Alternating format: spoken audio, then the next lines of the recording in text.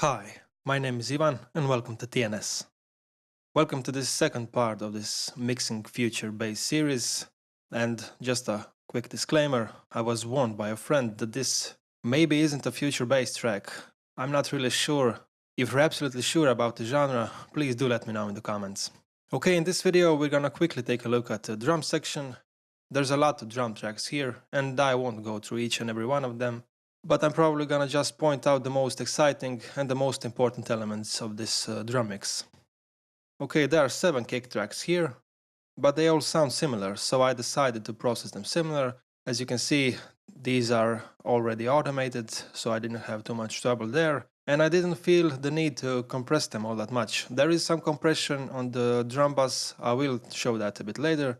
Okay, let's check out first the kick that's playing on the chorus part of the song. Okay, the first thing I have loaded there is, as always, the FG76 and the VCC channel set on the Brit 4K emulation, just to give it some initial saturation and character. The next thing in line is an EQ. I'm using the Reaper's stock EQ called Re-EQ, and I have a low shell boost around 80 Hz, a substantial cut around 460, and a high shell boost that starts around 2.5, just to give it some knock. That kick and some other kick tracks here is processed in parallel with this channel here. I have the Fab Filter Saturn. This band here isn't driven too much, just barely 7%. But this band here that starts saturating around 2.7K is driven really hard, around 80% of drive here. And I overemphasize the treble band just to give that kick some distortion up on top.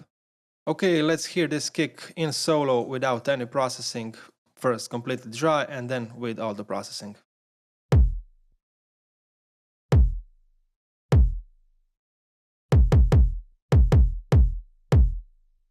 Okay, my bad.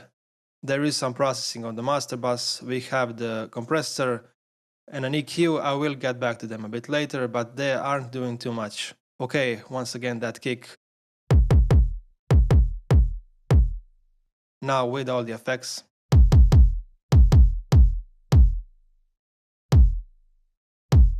Okay, let's play that kick now in the context of the song.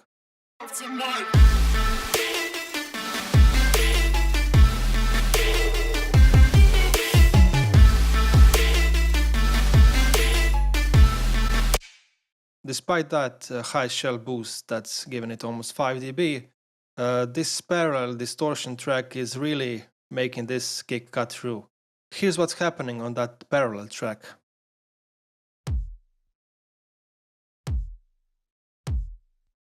And the key part is this emphasized treble band after the 2.7K. Take a listen to that in solo.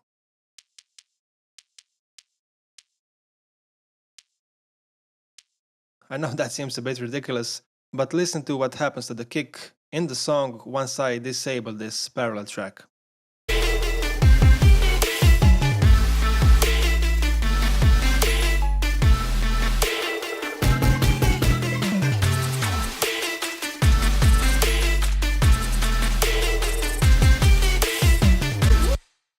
And I'm gonna bring it back in now.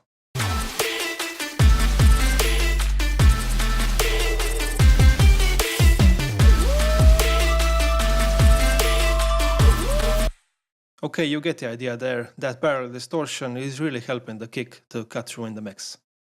All of these kicks are processed in a similar way, but some of them are being sent to another parallel distortion track, and on that track I have the Devil Lock by Soundvoice, which is giving a different type of character in different type of moments in the song. Okay, it's this kick number 5 here. Let's solo it and see how does it sound without that Devil Lock. And now with. Yeah, that's extra distortion and extra grit on that kick. Okay, there's one more send track that we need to cover, and that's the reverb send. The first thing on my reverb channel is, as always, an EQ. I'm high passing it around 500 Hz and low passing it around 7K. I'm not using it on all the tracks. Some of the tracks here already have reverb, but in this case I went with the FG480 reverb with a 600 milliseconds of decay. and a substantial pre-delay around 50 milliseconds. Let's check out that reverb real quick on some of the tracks. Let's take a listen to these tom tracks here. And now without the reverb.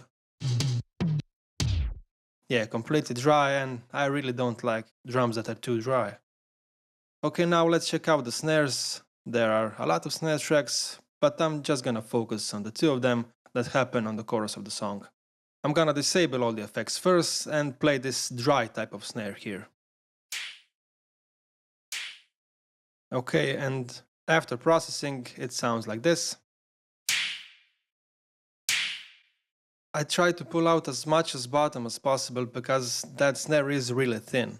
So I'm using this custom series lift here from Slate Digital all the way up on the big parameter, and it's plus 10 dB around 200 Hz with some extra EQing on the top. Along with that snare on the chorus, there's another snare track, and it's giving it more depth and more sustain. Let's check out that track first, completely dry. And now with all the processing, the approach is similar here. I'm using this 200 Hz on the custom series EQ all the way up, and I'm giving it 10 dB. There were some weird resonances here on this snare. That mid-range was kinda boxy, and this 5K range was kinda pokey. And I'm compressing it with the FabFilters Pro C2. Okay, let's hear those snares now in the track.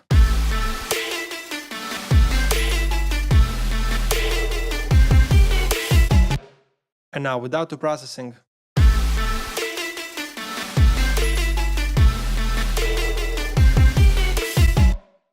And back in.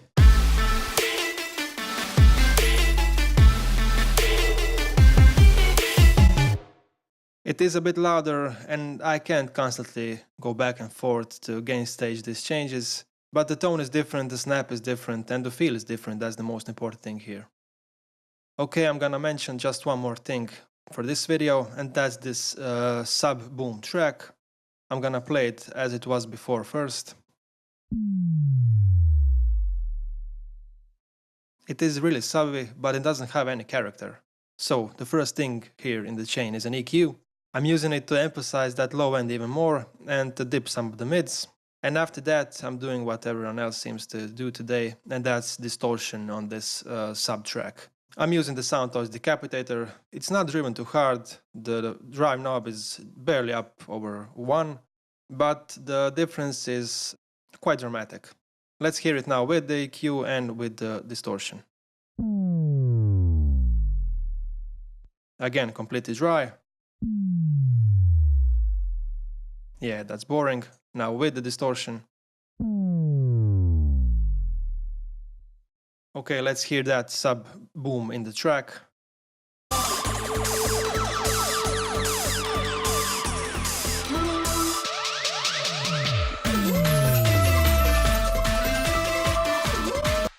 That works really well, I think.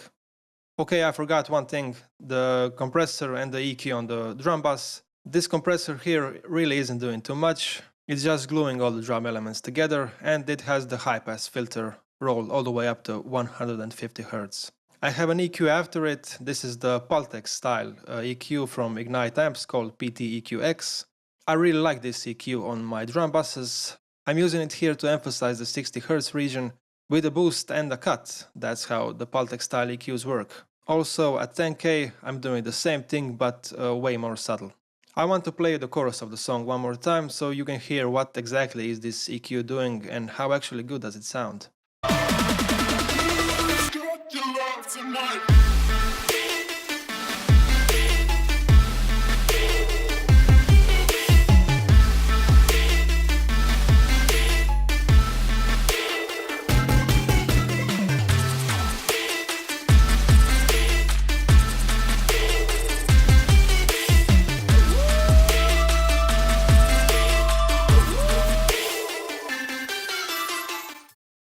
Yeah, this EQ on this drum bass really does wonders to the kick.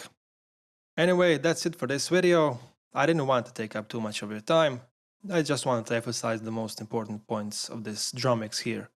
In the next video I'm gonna mix these bass tracks here and these special effects tracks here that happen throughout the song. If you found this helpful, please take a moment to like this video, to share it, or subscribe to my channel for more content like this. Thank you for watching and bye.